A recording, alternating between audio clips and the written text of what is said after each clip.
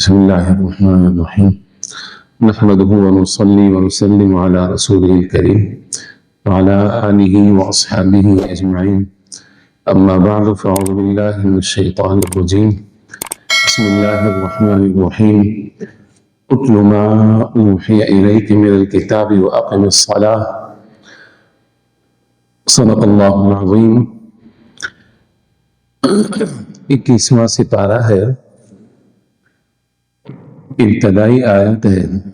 اللہ تبارک و تعالی کا ارشاد ہے اتل ما اوحی الیک من الکتاب، اس کتاب کی جو آپ کی طرف وحی کی جاتی ہے اس کی تلاوت کیجئے، وَأَقِمِ الصَّلَاةَ اور نماز قائم کیجئے، ان الصلاة تنہا عن الفحشاء والمنکر، بے شک نماز بے حیائی اور برے کاموں سے روکتی ہے، وَلَذِكْرُ اللَّهِ أَكْبَرُ، اور البتہ اللہ تبارک و تعالی کا ذکر، اس کو یاد کرنا، یہ بہت بڑا ہے۔ وَاللَّهُ يَعْلَمُ مَا تَصْنَعُونَ، تم جو کچھ کرتے ہو اللہ تبارک و تعالی اسے خوب جانتا ہے۔ آیت مقدسہ کے اندر پہلی چیز اس بات کو بیان فرمایا کہ قرآن کریم فرقان حمید جو آپ کی طرف اتارا گیا ہے اور آپ کی طرف اس کی وحی آئی ہے،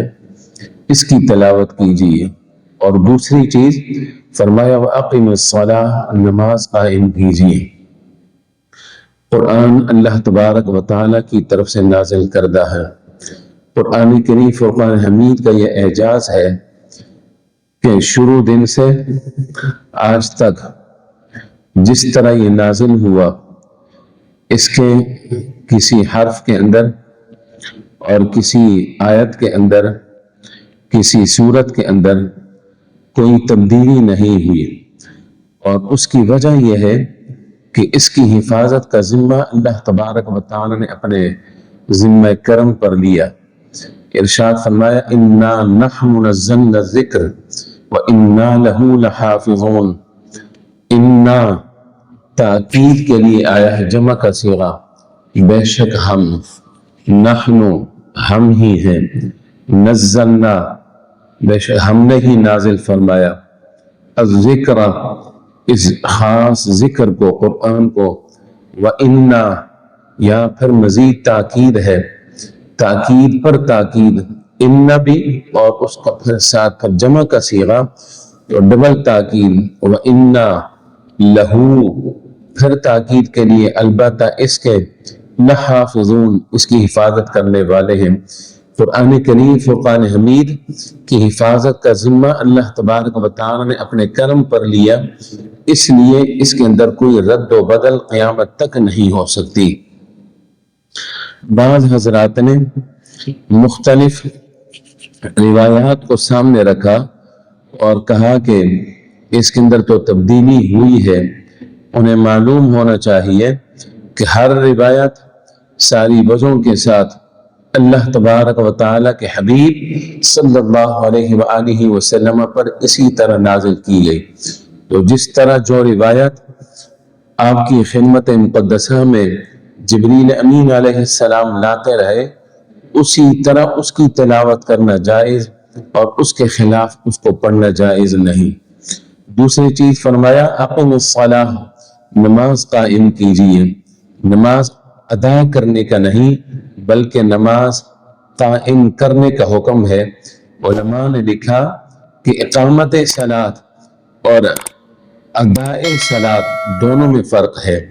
اداء صلاۃ یہ ہے کہ جس طرح ہو سکے انسان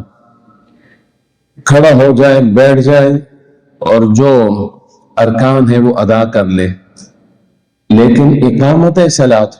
فرمایا کہ اقامت صلاۃ کا مطلب یہ ہے کہ جس طرح نماز کو ادا کرنے کا حق ہے اسی طرح ادا کیا جائے، ظاہری طور پر بھی خشوع اور خضوع اور جو اس کے احکامات ہیں اس کا خیال رکھا جائے، فرائض واجبات اور سنتوں کا خیال کیا جائے، مکروہات سے بچا جائے، اور پھر دل کے خشوع اور خضوع کے ساتھ نماز ادا کی جائے تو اللہ تبارک و تعالی پھر اس کو یہ فضیلت عطا فرماتا ہے جو ارشاد فرمائے کہ نماز بے حیائی اور برے کاموں سے روکتی ہے۔ ایک صحابی انصار قبیلے کے صحابہ کرام رضوان اللہ تعالی علیہ اجمعین نے عرض کی کہ یا رسول اللہ صلی اللہ علیہ وسلم، ہے تو یہ ہمارا ساتھی، نماز بھی پڑھتا ہے لیکن اس کے ساتھ ساتھ ہر دوسرا کام بھی کرتا ہے۔ نبی کریم علیہ السلام نے فرمایا کہ عن قریب اس کی نماز اس کو بے حیائی اور برے کاموں سے روک دے گی۔ فما لبث، کہتے ہیں کہ چند دن گزرے تھے، وہی صحابہ کرام حاضر خدمت ہوئے، عرض کی کہ یا رسول اللہ صلی اللہ علیہ وسلم، واقعی اس نے سارے گناہوں سے توبہ کر لی۔ نبی کریم علیہ السلام نے فرمایا الم اقل لکم ان الصلاۃ تنہا عن الفحشاء والمنکر، کیا میں نے تمہیں نہیں فرمایا تھا کہ نماز بے حیائی اور برے کاموں سے روکتی ہے؟ پھر مزید فرمایا وَلَذِكْرُ اللَّهِ اکبر، اللہ تبارک و تعالی کا ذکر بہت بڑا ہے۔ نبی کریم علیہ السلام ایک مرتبہ گھر سے باہر تشریف لائے، مسجد میں دیکھا کہ حلقے بنا کر بیٹھے ہیں۔ ارشاد فرمایا کہ یہ حلقے بنا کر کس وجہ سے بیٹھے ہو؟ عرض کی کہ یا رسول اللہ صلی اللہ علیہ وسلم، ہم اللہ تبارک و تعالی کو یاد کر رہے ہیں، اس کا ذکر کر رہے ہیں، اور جو اس نے ہم پر آپ کی وجہ سے اسلام کے قبول کرنے پر احسان کیا، ہم اس کا شکر ادا کر رہے ہیں۔ اللہ کے رسول صلی اللہ علیہ وسلم نے ارشاد فرمایا کہ اللہ تبارک و تعالی تمہاری اس حالت کو دیکھ کر فرشتوں کے سامنے اس پر فخر کر رہا، اور پھر فرمایا کہ تم تو اللہ تبارک و تعالی کو یاد کرتے ہو، تو یاد رکھو اللہ تبارک و تعالی بھی تمہیں یاد کر رہا ہے، اور اللہ تبارک و تعالی کا تمہیں یاد کرنا زیادہ افضل ہے اس بات سے کہ تم اس کو یاد کرتے ہیں۔ اور حضرت سیدنا عمر رضی اللہ تعالی عنہ نے بھی اس حدیث مقدسہ کو روایت کیا کہ اللہ کے رسول صلی اللہ علیہ وسلم ارشاد فرماتے ہیں تم اللہ تبارک و تعالی کو یاد کرتے ہو، وہ تمہیں یاد کرتا ہے، تو تمہارا اس کو یاد کرنا اس سے زیادہ فضیلت کا کام یہ ہے کہ اللہ تبارک و تعالی پھر تمہیں یاد کرے۔ اور یہ بندے کے لیے بڑی خوش قسمتی ہے کہ اس کا خالق اور اس کا مالک اس کو یاد کرے۔ یہی صحابہ کرام ہیں جنہوں نے اس سبق کو یاد رکھا، اب چاہے وہ جنگ بدر کے میدان میں ہو یا جس میدان میں بھی صحابہ کرام رضوان اللہ تعالی علیہ اجمعین نے کفار کا مقابلہ کیا، اس کے باوجود کہ میدان جنگ کے اندر موجود ہیں، اللہ اکبر، بدر کے میدان میں ہوں اور احد کے میدان میں ہوں، جس میدان میں بھی موجود ہیں، انہوں نے نماز کو نہیں چھوڑا، نماز ادا کرتے رہے۔ اس کی برکت سے اللہ تبارک و تعالی نے ہمیشہ مسلمانوں کو، صحابہ کرام رضوان اللہ تعالی علیہ اجمعین کو فتح عطا فرمائی۔ اللہ تبارک و تعالی قرآن کریم فرقان حمید کی ان آیات مقدسات کو، احادیث مبارکہ کو سمجھنے، قبول کرنے اور عمل کرنے کی ہم سب کو توفیق عطا فرمائے۔